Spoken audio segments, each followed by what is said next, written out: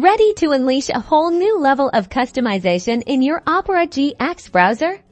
Let's dive into the world of GX mods and transform your browsing experience. First, launch Opera GX, then look over to the left sidebar and spot the GX mods icon.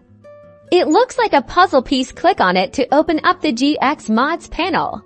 Here's where the magic happens. You'll see a selection of available mods. Take a look through the list, read the descriptions, and find mods that pique your interest. When you find one you like, simply click the Install button.